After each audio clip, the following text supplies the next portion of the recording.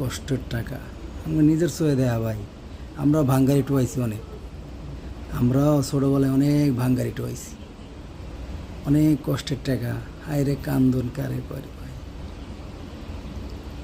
সে ওই বাক্স নিয়ে ডাইরেক্ট ঢাকা চলে আসছে, ঢাকা চলে আসছে।